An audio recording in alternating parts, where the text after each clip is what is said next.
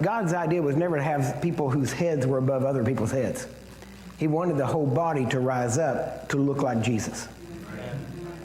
So this fivefold ministry, as we call them, are people, their purpose. Now, let me ask you this.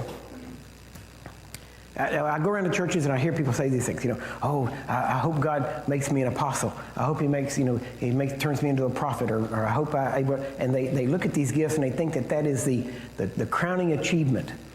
That if they get spiritual enough, that if they get something, that they will attain one of these fivefold ministry. Let me just be blunt. The fivefold ministry is not the epitome of God's work. They are important, but they are gifts to the church.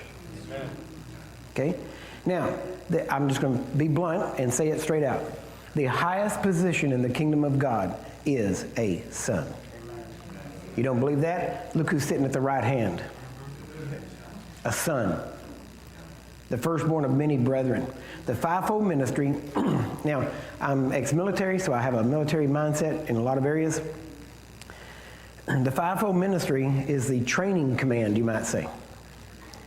They are the ones that train. You go into the military, you go to boot camp, you go in automatically, there's drill instructors there. When you get off that bus or however you get there, they start barking orders and yell at you and all kinds of stuff. But you realize they're there to train you. Why? Because it's not going to be drill instructors that win wars. They don't even win battles. They train soldiers to win battles. See, what we've done is we've made the fivefold ministry the fighting arm rather than the training arm. And the fivefold ministry is to train believers to be sons. That's what he wants the fivefold ministry to do. Now, to do that, the fivefold ministry also has to be sons. And they each have different areas that they are gifted in to be able to train sons. That's why it's important that, basically every body has influence through all five. You need that whole aspect. Jesus was all of them. He was an apostle, he was a prophet, he was an evangelist, he was a shepherd, a pastor, and he was a teacher, rabbi.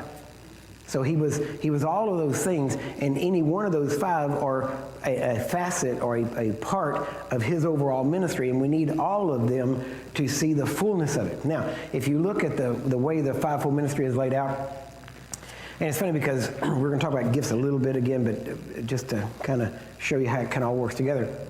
But this fivefold ministry,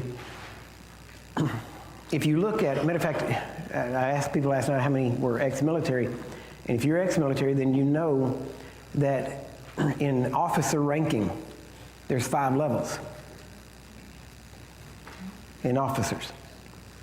You got lieutenants, you got captains, major, colonel, general.